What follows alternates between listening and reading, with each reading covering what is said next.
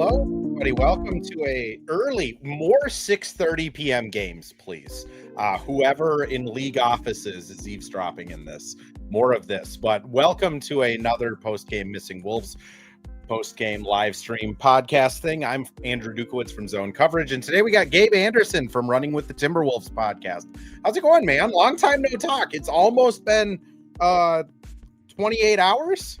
Yeah, almost 28 hours. And you were mentioning these 6:30 start times.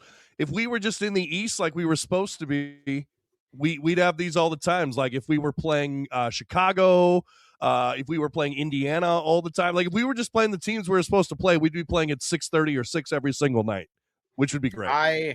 I am a huge proponent of whenever the Pelicans or Grizzlies move to Vegas that they restructure this conference and we're in the same conference as Cleveland, Indiana, Chicago, and Milwaukee. It just makes way more sense than having to go to Portland, but you know, NBA, right? But Gabe, we do have basketball to talk about. Yeah. 128-126 win by the Timberwolves. I'm just going to start off by saying this stat here. The Wolves defensive rating in the fourth quarter was 78.6. It was, quick math here, 138 through the first three quarters. Like what happens to this team in the fourth quarter? I mean, it's what you want your team to do, right? Play well in the fourth.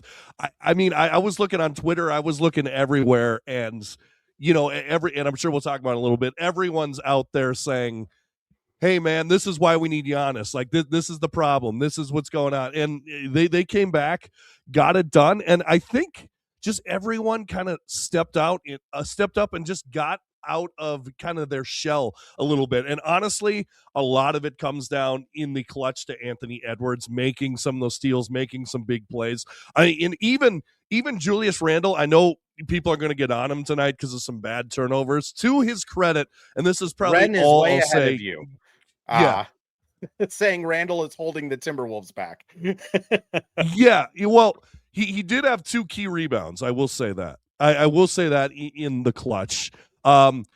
Maybe he was holding them back tonight. I don't know on the product as a whole if he's holding them back. I think that's up to debate. I think he's either on or not on. It seems like the ball's a little more sticky in his hands. But, I mean, yeah, just a great performance by the Wolves down the stretch. And you got to talk about Bones Highland keeping them in the first quarter, or in the first half, really, because if you don't have Bones Highland playing out of his mind and playing like we've seen in the past in Denver or even with the Clippers, I mean, this team's dead in the water, and that comeback does not happen.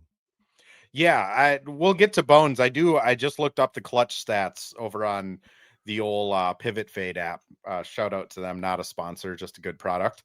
And 12 out of the team's last 16 points and shot 8 out of the last 10 shots. Wow. I mean, at the end of the day, Ren kind of says it. Ant keeps saving the Timberwolves. True GOAT stuff. Like their clutch time offense seems to be pretty darn good when it's just give the ball to Ant and move out of the way, which again, right. I don't know how you argue with it. 12 points on 8 shots. He missed a couple free throws, which is annoying, but yeah, like they don't win this game if Ant doesn't just go kind of supernova in the fourth, in the last 5 minutes, especially. No, that's absolutely true. And he's done that time and time again. Some of the best clutch stats in the entire league so far. And I think that's been his biggest improvement this year is just clutch time play, just more confidence when he gets the ball. It was always the knock on Ant was always in clutch time. Yes, he'd have these great moments where he'd hit a step back 3 and it would be awesome. But there were also times where he'd miss that step back 3 a lot. But it seems like he's still taking the step back 3, but he's also adding more to his repertoire in the clutch where the teams can't just bank on it and send 2 defenders at him, assuming he's going to be taking a step back 3, because now he's so versatile at what he can do in clutch time and keeping defenders guessing all the time. And that I just think that's been beautiful from his game so far this year and tonight as well. It's another one. What's nice about these wins is it kind of cancels out some of the bad ones at the end of the year. Like you think about the ones that you let go, like against Phoenix, or that one earlier in the year where the Lakers didn't have Luka or LeBron, and Reeves hit that floater. I mean, the NBA season is a marathon, not a sprint, and you got to remember that a lot of the time. But man, yeah, Ants. And I saw someone tweet this. Who is not going to want to play with Ant? Like, what NBA star is not going to want to be on Anthony Edwards' team? Which we'll get into a little bit, but that's why I don't think you need to throw everything at Giannis right now. But we can talk about that later.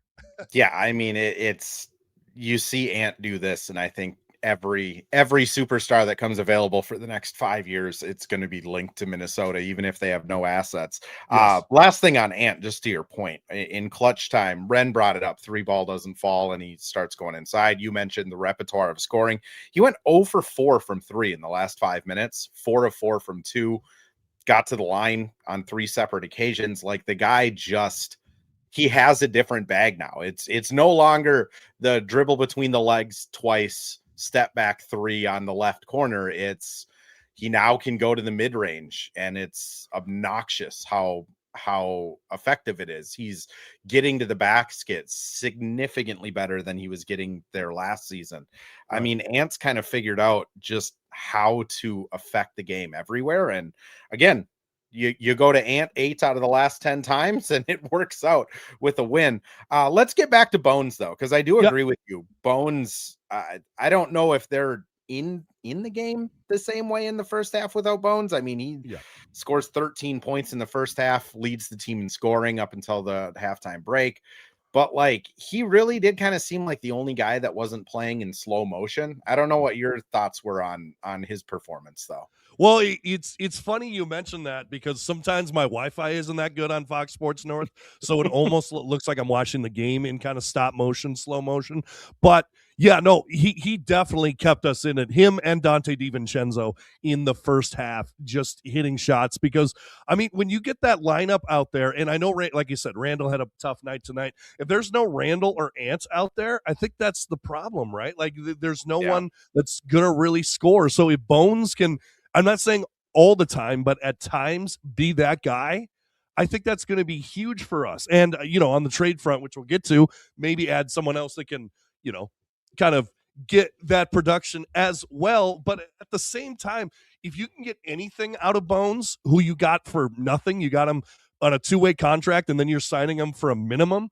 If you can get anything nice out of Bones, you can get these games out of Bones. Like, I'm not saying Bones in the first half every night is going to go 4 for 4 and like 3 for 3 from 3. It's not going to happen. Just look at the percentages. But if you can get these games where he keeps you in it on some nights where the offense isn't there, I mean, that's a huge asset and a major win for the Wolves. Yeah, he again, you're 100% right. Like, Bones, I think if we're relying on Bones to play 20 minutes in the playoffs, fans and writers are going to be very disappointed. But if the Wolves are sitting here saying, hey, we're going to give you 12 minutes in the first half, and if you're good, we'll play you in the second, and if you're bad, your night's probably over. I think that's a pretty good way to look at it. The last guy I just kind of wanted to bring up and just shout out from this game, and it kind of took me aback. Rudy Gobert, his defensive rating in the first half, 147.1. He finishes the first half -6 with a -24.8 net. Objectively, not very good at all. Second half defensive rating 91.4, and he had a plus 48.6 net, outscoring opponents 17 points when he was on the floor. I mean, Rudy, I know there's always going to be, and Godfrey, if you're in the YouTube chat, shout out to you, because I'm expecting Keontae George stats and updates very soon. But like, Rudy is just always, like, when he's locked in and playing hard, he just, I don't know what you could have done if you're Toronto to make anything against him. He just completely took away the entire middle of the floor, had like a ridiculous, like, out in space contest on Brandon Ingram. Like, I don't know what it is with Rudy, where he has these moments where he's not quite as locked in, but like, when that guy is engaged and doing Rudy Gobert things. I mean, he's probably the second best player on the team when he's doing it. Oh, absolutely. Absolutely. And like you, by the way, side note with Utah, that could be a nice backcourt with Kessler and Jaren Jackson going forward. But talking about the Wolves and Rudy Gobert, I mean, yeah, he's just the ultimate professional. I mean, he just competes every single night. You know what you're going to get out of Rudy Gobert. You know the bad you're going to get with Rudy Gobert as well, right? Like, bad hands. Yep. He doesn't have a post game, but what you get defensively, and particularly against a team like Toronto, who I think is like 26 in 3-point makes and shoots like 34% from the three. If you can control the paint when there's guys like Scotty Barnes, who's a mid-range assassin, or Brandon Ingram, who I feel like is a very light version of Kevin Durant in the way that he plays a little. And I'm saying very light. I'm not comparing them at all, just in the way that they play a little bit. But if you can control the paint, I mean, that's huge. Plus, I mean, they were talking about it on the telecast as well. Rudy Gobert does match up probably better against less athletic big men, unlike the Raptors had in the first half, like Colin Murray-Boyle or Jacoby Walker. But, I mean, like they were saying, if Jakob Poeltl, who has had a bad back the entire year, I mean, if he's in there, I think Rudy dominates him as well. So credit to him for adjusting at halftime, changing what he had to do, and just getting it done out there. Yeah, I mean, Rudy, even if he's missing free throws, even if he's fumbles a ball away, you got to have him out there because he's just so valuable. And I know people are going to say, "Oh, where's Baron J? Where's Baron J?" I guess my to kind of address that, where would you have put in Baron J in that game, like instead of Rudy? Yeah, that's where I always struggle with Johan is. Like if Rudy's, and again, Rudy's first half was not objectively very good. Neither was Julius. Right. Yeah, maybe there. Yeah. Nas also kind of struggled. So maybe you could get him 5 minutes in the first half, but at the same time, like it's hard to get him those minutes in the first half because you want to ride with your guys. You want to let them play through it. You don't know if it's just a slump or what's going on. And then in the second half, like Rudy was awesome. Nas was hitting big shots in the third and fourth, and Julius, kind of to your points of like, you kind of need Julius out there just so that the offense isn't stuck constantly. I mean, Keon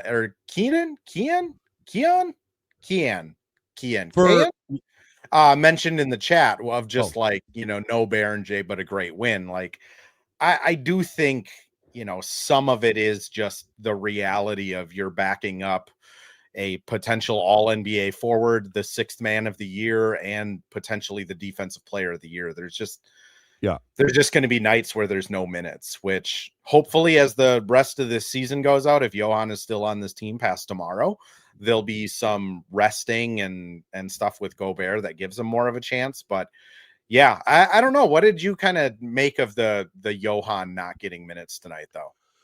Well, I think it's hard to play him. Okay, I understand the argument for the first half, right? Like, it's not going well. They're dominating the paint. I think it was like 32-20 at halftime for inside scoring, and then it kind of tampered out from there. So I understand in the first half, throw him in, give him some minutes, see what he can do. The problem is in like the the third and fourth quarter, you kind of need shooting. So, and Rudy's not giving you any shooting. Baron J's not giving you any shooting at that position. So, I mean, it makes sense to go with a lot of nods and then Rudy for his defense. And like you said, it's a blessing and a curse, right? Having a 4-time DPOY in front of you where you can learn everything in the world from him, but seeing the floor is a little more difficult. Like, if he had like a mid-level journeyman big man who he was competing against, he gets minutes. Like, like if Rob was on a different team, right? Like he gets minutes. Like if Rob, maybe not now with what they did, but if he was on the Washington Wizards all year, he'd be playing 20 minutes a night. It's just a bad situation for not a bad situation, but for him getting minutes, Baron J getting 10 to 15 minutes a night consistently, at least. And the Wolves haven't had injuries, really. I mean, too much. I mean, here and there, but not that much. That might be the A topic of it, is just, I mean, other than missing a couple games, like they just haven't really had injuries. Cole mentions Johnny played before Johan. No, yeah. I mean, that's just the Chris Finch of it all, of just like at that time, they're slowly getting back into the game. Rudy was playing great in the third quarter. I think it's just, hey, let's give Johnny a few minutes. I don't think it was anything to look into, but I think that's just more of Chris Finch just being like, we just need some shots to go in. Right. They also play different positions too. So they do play vastly different. No one would call Johnny Juzing a rim protector. Right. Yeah. I am confident in that. Gabe Cole brings up a good question. I'm going to tease it out here before we go to a couple ad reads, but Cole asks, Andrew, you said we're not trading for Giannis. That is what I have said. What do I think Tim Conley will do? And then Windhorst mentioning that Tim passed on Kobe White, doesn't understand it. Ren also wants an answer for that. I'm guessing there's a couple other people in here that would like some explanations. I will just say, even though I am in the locker room and have credentials and cover the team, this organization does not talk. Like the most I have heard since over the last 3 weeks came after the Mike Conley trade, hearing that they'd be interested in bringing him back. That's it. I don't think this front office leak stuff. I don't think anyone other than TC and Matt Lloyd know what's happening, but we can break down it a little bit. But Gabe, first we got to run some ads, then we'll get into it. Sounds good. Well, hello. Thank you, live stream Andrew. This is Ad Read Andrew. And today we have Firehawk Construction and Remodeling, the presenting sponsor for the Missing Links podcast. Firehawk Construction and Remodeling strives to inspire people to follow their ideas, working with respect and understanding to create a quality, tailored result. Firehawk Construction and Remodeling, located in Blaine and serving in the North Metro area, is here to help you with your building and remodeling needs. I can say personally, thanks to Firehawk Construction and Remodeling, I have a beautiful deck in my backyard, and countless projects that I started, they finished. Get started on your new deck or remodel today by calling Isaac at 763-710-5686. And we're back with another ad read. This time for Pence Homes, the presenting sponsor of Hitting the Hardwood Network. From the best tools and technology to transparency throughout the entire process, Nate Pence and the Pence Homes team is the top choice for buyers, sellers, and is proud to support you and your home ownership goals. Get started today by calling 612-308-1122 or by emailing info@pencehomes.com.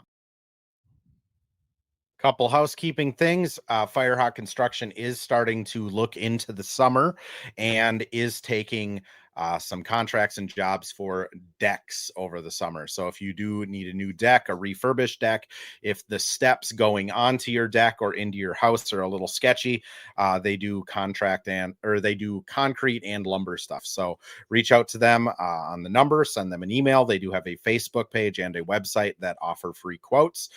Never hesitate to reach out. It's local owned company, so it's a little bit cheaper than if you go with other people. The other thing I do got to bring up is Pence Homes is still collecting money and food, non-perishable canned boxed goods for people in the suburbs, metropolitan area, Minneapolis, St. Paul area. Well, there's still quite a bit of unrest going on in the city, still people that are not comfortable leaving their homes. Pence Homes is doing a lot of food deliveries, things like that. If you do want to donate money or food, reach out to them over at info@pencehomes.com. They do have a Instagram, Blue Sky, Twitter, all of that too. Feel free to send them a DM. And also they are always looking for people to help with the driving, delivering, stuff like that. So if you do want to help, that's a good way to make sure that your money is going to a place that is directly affecting people. Gabe, let's talk into the trades a little bit here. I do think, there is some weirdness with the Kobe White not coming back to Minnesota, but I'm just going to kind of pose it to you because I want to hear your thoughts on it. Just what did you make of Kobe White? I mean, now he's in Charlotte. I'm assuming Mike's going to get bought out. Colin Sexton goes back to Chicago. But like, what did you kind of make of that Kobe White report that Wolves could have had him, but opted not to? Yeah, it's weird. And initially, my thought was, okay, then the Giannis thing is much more likely. Or man, I don't know, but it seemed really weird for that to come out because I was on my show all the time. I was very high on Kobe White, with all of his flaws, with all of his turnovers, some of the injury issues. I mean, he could still put up 20 points a game. He can still be an efficient scorer, and that's kind of what this team needs for sure. But on the other hand, maybe it's not the right fit for the Wolves. Maybe they didn't think that they could re-sign him in the offseason, and maybe going a different route with someone else thinking that they could, or maybe there's other options. I mean, I think you still got to look at the Chicago Bulls as a place where the Wolves could either hit the buyout market or straight up make a trade. We talked about it on our podcast, Ayo DeSumo. I mean, if you look at the numbers, I'm not saying the Bulls are going to do this, but straight up, you give them Rob for Ayo would work. Now, I obviously you'd have to work on that. Also, look at the guy that got traded for Kobe White. I mean, Colin Sexton, could he? They have so many guards out on that team. Could he be bought out? Could he be in the buyout market? Who knows over there? I mean, also look at LaMelo Ball as well over in Utah, or I believe he went to Utah, correct? And I think he's going to get bought out there. I mean, no, LaMelo, sorry. Lonzo, yeah, Lonzo the other Ball. Yeah, yeah. There's too many of them. But yeah, I mean, looking over there, maybe something over there. Well, we got to remember is there's still like 18 hours of this trade deadline left, and a lot of the trades don't happen until the last day anyway. I think we've just been spoiled this season where so much has happened. I mean, heck, what happened in the last couple of days? Jaren Jackson Jr. gets traded. Anthony Davis gets traded kind of out of nowhere. So, I mean, I still think there's things that can be done. Do I think Giannis is going to happen? I don't think so at this point. There were reports that it would happen in the next 2 hours. So we'll see. I think that I think the fact that everyone played tonight makes that much less possible that we get Giannis. I could be wrong. Maybe it's a last second thing, but on that note, I think the Bucks have made up their mind. I think it's over with that. Yeah, on the Kobe White side of it, I and this is just speculative. I haven't heard anything, but I would have assumed if Kobe White was coming to Minnesota, because the Wolves can't take back even a penny more than they send out, like someone would have been going out in that trade. Yeah, most likely Rob. And then you're sending out Mike, you're sending out Rob. There might be like some second rounders. And if you're not convinced that you can re-sign Kobe White after the season, like why bring him in for 15 minutes a game in the playoffs is kind of my look on it. Like, I think Ant, Jaden, Dante would all play 40 minutes in the playoffs, and then Kobe White's left with kind of the leftovers. And like, Kobe White is a proven scorer. Like, he is a very good guard, but like, if he's Bones is probably 80% of Kobe White. So it's like, do you want to give up those assets for a guy that's 20% better than Bones? Or do you want to keep the assets for this offseason, or keep the assets for a different trade? Like, that honestly kind of made sense to me that they didn't want Kobe White back. Like, I wouldn't have given up more assets than you needed to.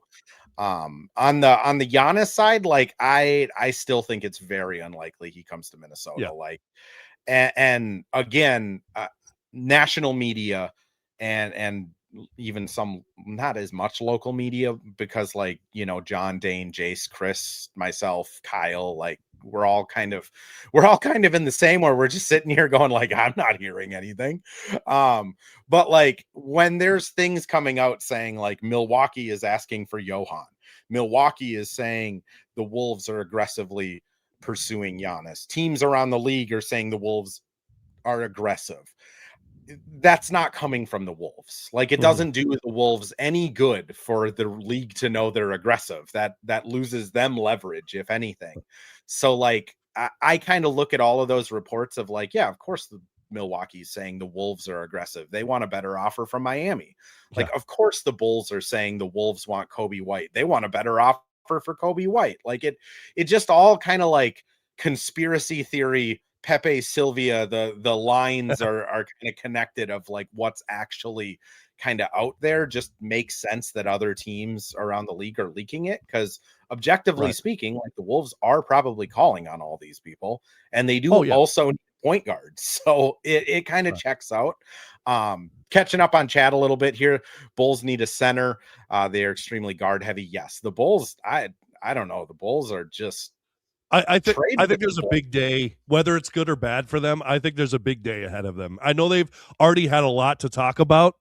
I I think something's going down tomorrow, and I'm not saying like a Giannis or anything, just something. I think some big moves are being. I think the team will look very different on Friday than it does tonight.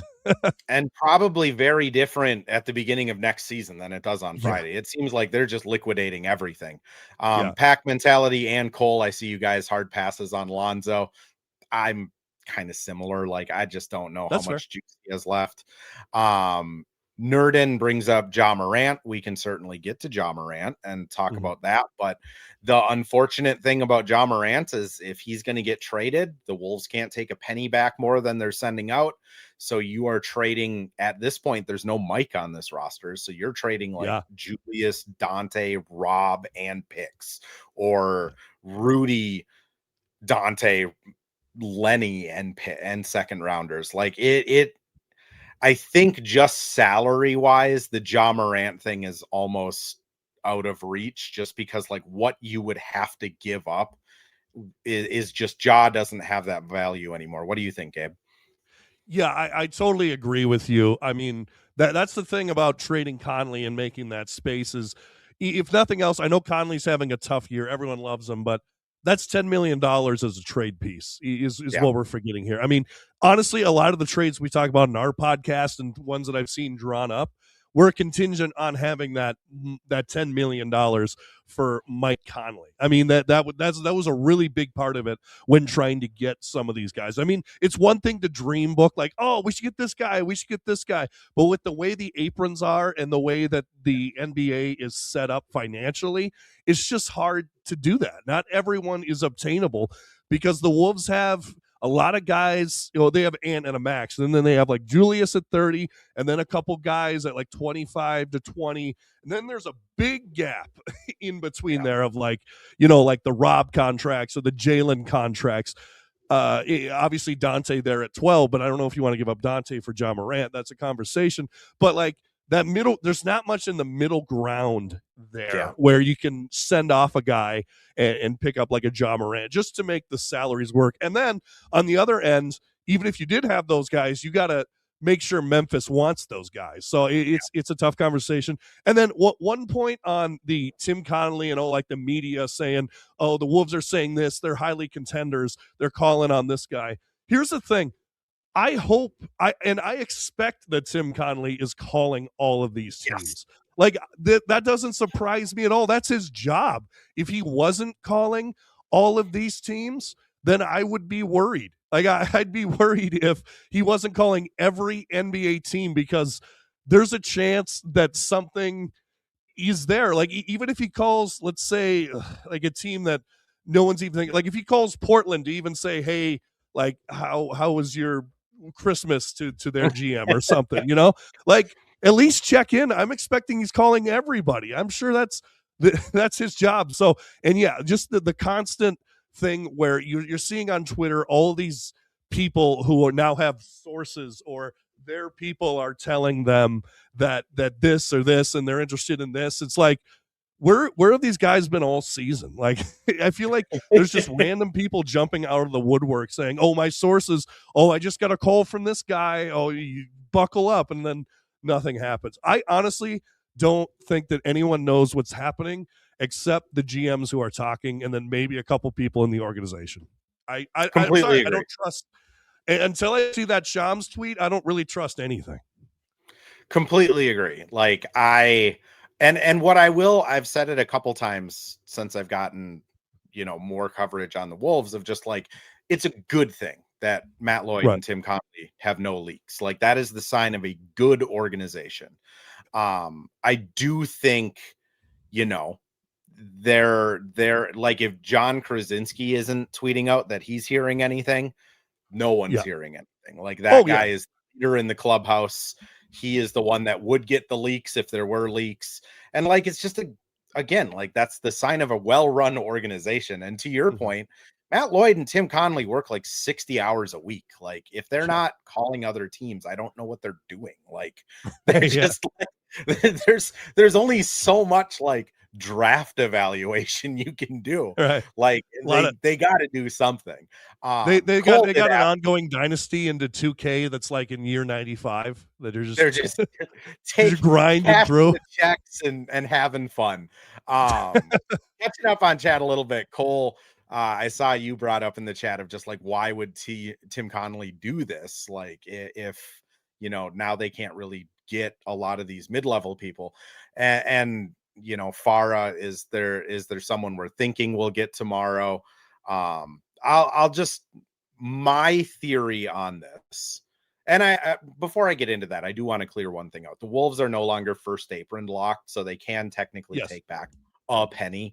However, they have $3.4 million in cap space, and no trade can make them go into the first apron. So technically, they can take back $3,999,999.99. But that's it. So to get into kind of what I think is happening, I think they moved the Conley money to get under that first apron, and it admittedly saves the ownership a lot of money. Like it, and that's, I know that's not what fans like to hear. I know we're scarred here in the Twin Cities because of the poll ads and some of the other tomfoolery that has happened around the cap. But Mike Conley at $12 million, if this was a first apron team, they would have to pay the tax bill of like $24 million to the other owners. That doesn't go to Mike. It doesn't go to charity. It goes to like Steve Ballmer.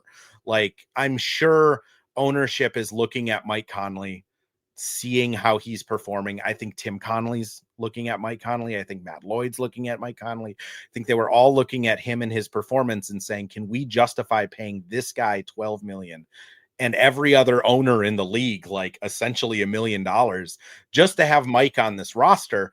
Oh, and Finch is going to play Mike no matter what, because like it's Mike. And I think that decision was kind of made from that end. Now, I did do some more research since last night, and a veteran's minimum contract, as soon as the trade deadline is over, is $982,000. Coincidentally, the Wolves have 2 open roster spots, and they have the money to sign 2 veterans that would keep them under the first apron. So I do know it's been largely reported that Mike Conley would be interested in coming back to the Wolves. Dane, among other people, have tweeted out that the Wolves are very interested in bringing Mike Conley back because he was traded from the Bulls to Charlotte. It means the Bulls cannot sign him. The Wolves can. It's always the last team that traded him that gets kind of roped into that. So I do think Mike very well could come back.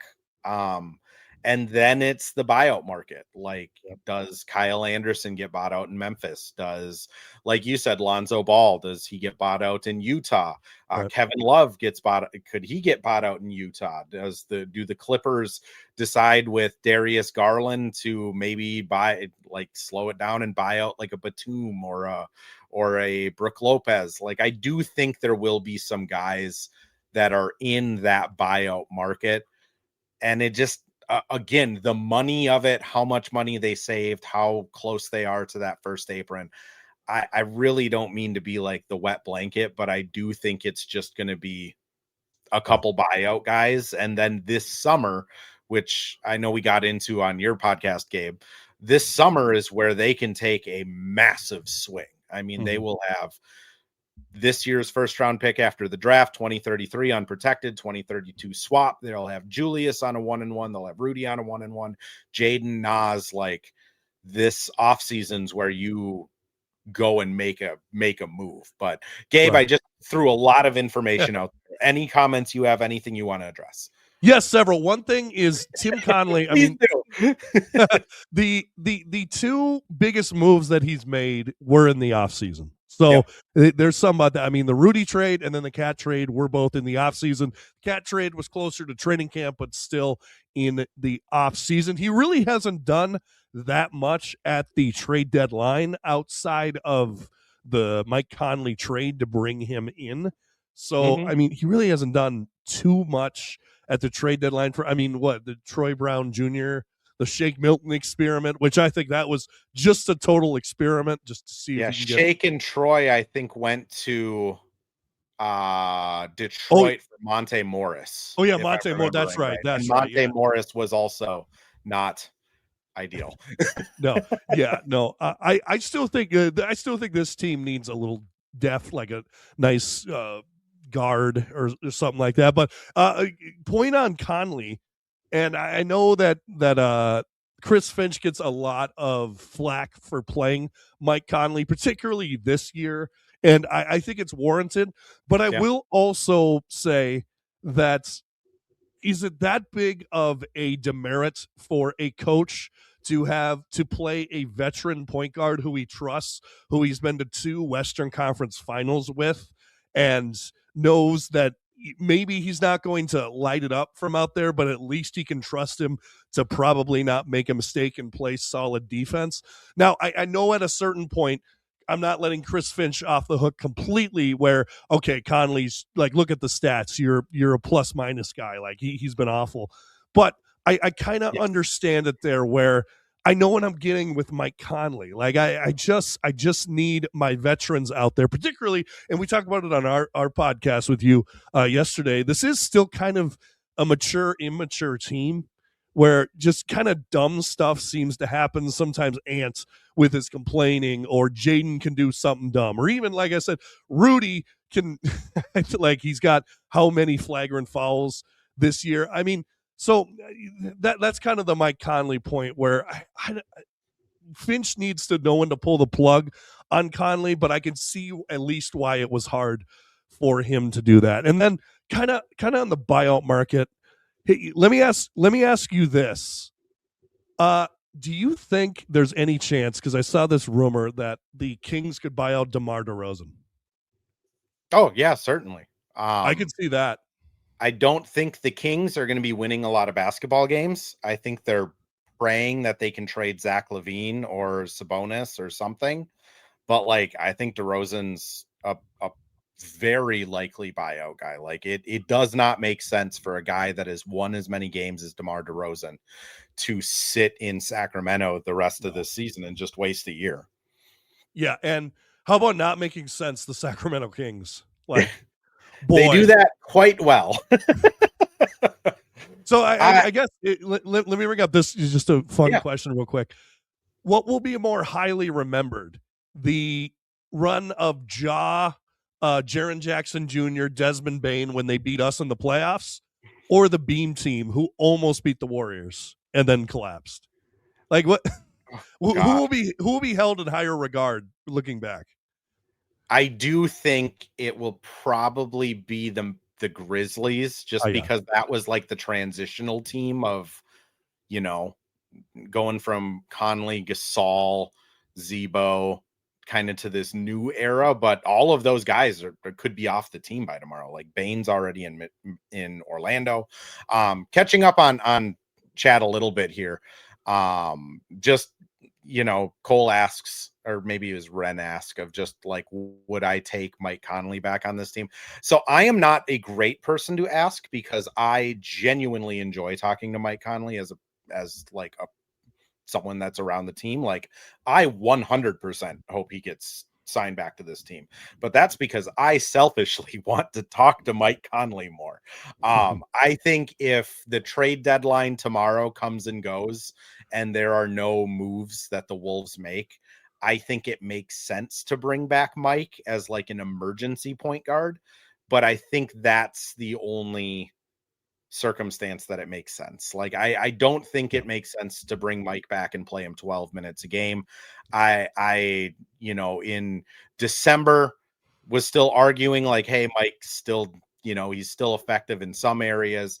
Even like in January, I was arguing like, hey, his assist to turnover ratio, his shooting has just become so poor that it's just people aren't guarding him. And if you have Dante out there and Mike out there, they're just not guarding Mike. They're clogging the lane and they're able to guard Dante better. So like it just goes all the way down of just, he now is affecting the offense of the team, even though he's not turning it over.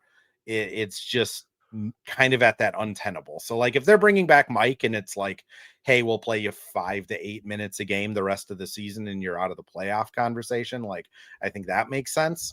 To your point, like this is going to be a very attractive buyout market team. Yeah. Like if Russell gets bought out by the Kings, it doesn't seem like there's a lot of steam for him to get traded. If DeRozan gets bought out by the Kings, if, anyone gets bought out from Charlotte or Chicago or Washington or New Orleans, like every player out there, like even McCollum, like if he were to get bought out, every player out there is going to look at, hey, this team needs bench. They need guards. I am a bench player. I am a guard. And it just like automatically goes to the top of the list because you're playing with Ant. You're playing under a good system in Finch. You're playing in front of great crowds. Like they're going to get the first pick. Couple other things. Mike Conley needs to join the Joe Ingles role. Yes. Like that's kind of what I'm saying. Yep. I think if he comes back, there needs to be some understanding of like, again, what I would say is I don't think this has been a Conley driven thing. Like, I don't think Conley is sitting there saying, play me 20 minutes a game. I think it's literally Finch just doesn't want to lean away from him because he's been through so many battles with him, which is like, Derek Fisher played well past he was supposed to be playing for the same reason, because coaches were like, this dude's been in the grind. There was a question about TJ up there. I think it was pack mentality. No update. It sounds like the foot's still coming along, but it's not great. I mean, at this point, I don't think he's practicing yet. So he's still probably a couple weeks away. Wolves get back in town tomorrow. I'm sure we'll have shoot around on Friday. So hopefully I learn more then. But I think TJ, even when he comes back, is probably maybe not buried on the bench, but I would be surprised if he's getting meaningful minutes. What about you, Gabe? Yeah, I tend to agree. I mean, it depends. Will we get someone who just passes him up right away, like in Finch's lineup? Like, I don't think that Finch is super high on Terrence Shannon Jr. In particular. I think he plays him some spot minutes. I think that he's higher definitely on Jalen Clark, who's also been struggling this year, than he is on Terrence Shannon Jr. But depending who we get on the trade market, or like, let's say we get like an Ayo Dosunmu or a Colin Sexton or some other guard, I could see him getting buried on the bench as well, which if we do not end up getting rid of Rob tomorrow is not a great look for your draft class of 2 years ago, having them stored on the bench, particularly 2 first-round picks. But I mean, sometimes you just got to do it, just for the good of the team. Yeah. Spencer brings up kind of the same thing with Rob of just like, what's the plan with him? If there isn't a hypothetical deal, I'm going to be honest. I think the plan with Rob is what they've been doing. Like you're going to be on the scout team. You're going to be playing on the coaches team. And until things kind of, I'll just be honest. Like what I gather is that he has not looked very good in practice or in these kind of backup drills. And that's why he's been buried and why we're seeing like Juzang and Clark and other guys come up. Like, I don't know if that's the case. I haven't like specifically asked about it, but like generally how Finch operates is if you're doing good in the scrimmages, which for people who don't know, after every single practice, every single shoot around, the like last 7 guys on the bench, Pablo Prigioni, Corliss Williams, and like Alonzo Gee, run out there and run like full with officiating, like with each team having a coach running plays, scrimmages. And that's kind of how you get into this rotation. Like Clark, when he's doing really good, you'll all of a sudden see Clark in the rotation. So I just like, I'm guessing there is some things in those scrimmages or behind the scenes where they're just like, this guy either isn't ready, still struggling, or doesn't get it. Pack mentality brings up a couple weeks on TJ.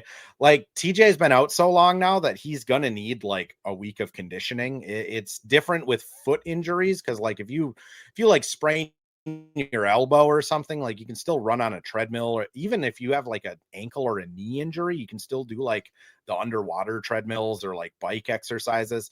When it's like a busted foot, you can't do anything. So my guess is there's going to be like a week ramp up on conditioning.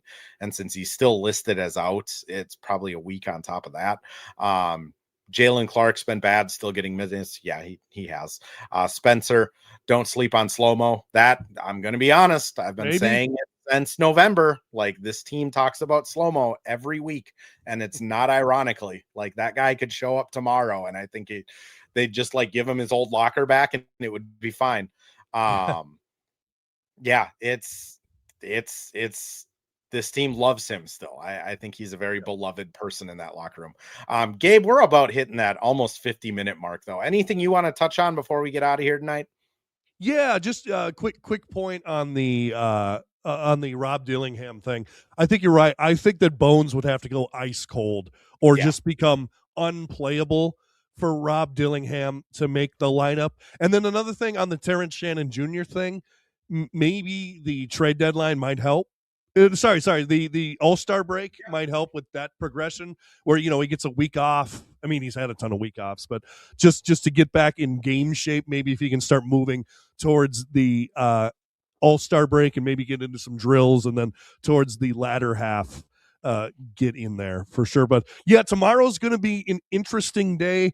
Like I said, maybe the clock will strike midnight and Giannis will be a Minnesota Timberwolf. I don't think it'll happen, but I do think it's going to be an interesting day nonetheless. Let me ask you this. Do you think that, I mean, we've had a ton of big trades already. Do you think, and I'm not saying Giannis, but some big trades around the league are still going to be coming tomorrow, or have we hit pretty much what we're going to see, and it's just going to be minor moves like a Jock Landale here and there, or say Lonzo Ball here to Utah, or do you think some big's cooking tomorrow? Spencer brings it up in the chat. Ja Morant, I think, is for sure. Like, he hasn't played in a while. I don't think they are like anxious to keep him on the team, and like if they don't make that trade, Memphis is trying to lose now. Like, they just traded Triple J. Like, are they just gonna have Ja in street clothes for like another 3 months? Like, does Ja want to just sit in street clothes for another 3 months? Like, I think Ja's gone. I don't think LaMelo will move. No. Everything I hear from like Charlotte writers that I know is that like LaMelo actually likes being in Charlotte. Like, he should. They're on fire. Like, he genuinely like enjoys the city, likes the organization, like they're winning now. I'd be kind of surprised if LaMelo's a move. I do think like the Spurs are going to do something. I don't know how big it'll be, but like it's Barnes, just maybe. Like, yeah, there's just they have a lot of contracts that make sense to move, and they have like, even when you're looking at like Sochan and stuff like that, like there's just dudes on that team that are way underutilized that they could like get assets for. So I would not be surprised if they get moved. Miami, it seems like, is eager to do anything. Maybe Wiggins and Hero, maybe they blow things up, maybe they get Sabonis, like who knows. But like, I think there's still going to be some fun tomorrow. I don't think it's going to be LaMelo. I honestly, even though I just mentioned him, like, I don't think Sabonis is going anywhere. But like, could you see Jeremy Grant be on a different team next year? Like after the deadline, could you see like Scoot Henderson getting shipped off because there's some better assets underneath it? Like, I do think, you know, there's some things that are gonna happen. Couple people in the chat have brought up, you know, just Kyle Anderson being locker room accountability. Yeah, he will punch you if you're not doing what you're supposed to. So like huge accountability. I do want to just Spencer asks a question that I just want to close with here, and I'll just kind of answer it and then get your thoughts on it, Gabe. But just Sure. any inside talk on the tight group of Nas, Jade, and Ant. You know, he kind of mentions that you always see stuff on social media about how tight they are. I mean, they are legitimately tight. Like Jaden and Nas both live here in the off season. Like Jaden, I think Nas is like an honorary uncle in his family, like for his kids. Like those two guys, especially Jaden and Nas, I think are very close outside of basketball. Like I'm not sitting there like in their living room with them, but like just from the vibe you get, their lockers are near each other. They joke around all the time. They do shooting drills together. They like those guys are tight. Ant is a little bit different. Like I do think Ant is like it's hard to read with him because Ant is really tight with like everybody. Like Ant and like Rudy have a good relationship. Ant and Kat had a good relationship. But I do think it's different with Jaden and Nas. Like I talked to Ant a couple times. You can look up the videos on my X if you want. They're kind of fun. Last year during their playoff run of just like that trio being together for like another ride. And Ant like pretty like candidly was like, those guys are my brothers. Like I came in with them. They're the only teammates I've ever known. Like they are close. So I do think a lot of it is pretty accurate of just, you know, those guys being a really close group of friends, which their personalities also kind of mesh. Like Jaden's kind of the like quiet, snarky one. Nas is like the super polite guy that probably doesn't get in trouble a lot, and Ant's the loudmouth. Like it's Ed, and Eddie, you know? Gabe, anything you want to add to that though? Yeah, no, absolutely, for sure. And, you know, Nas and Jaden, I don't want to say it's the same, but they did have kind of the same trajectory to make the team. Like, you know, Nas, undrafted guy, has to work through everything, finally gets a spot. And then, I mean, Jaden, late first round draft pick, like there's no guarantees that Jaden is going, when you draft him, that Jaden is going to be a huge part of this team. So, you know, they probably been through the trenches together. They probably worked on their craft together. They've been through the ups, the downs, and the Nas to me seems kind of like a quiet, reserved guy off the court. That's just my read. And, you know, Jaden kind of feels like that too, you know, just kind of, you know, take care of himself, take care of his family, just kind of do their own thing. And so I do think that there's two personalities and two people who were, you know, kind of collage together at the same time that I'm sure they are pretty good friends. I think that makes a ton of sense. Pack mentality. I am a child of the 90s. So Ed, and Eddie is my trio comparison. I will let you figure out which one is which. What's that, Gabe? What was the name of the block of wood that kid had? Do you remember? Like with the face on it? Plank. That's what it was. Yeah. Pack, you can decide which one is Ed, and Eddie though, because I don't need to get myself in trouble. Godfrey, really quick mentions Tyus Jones.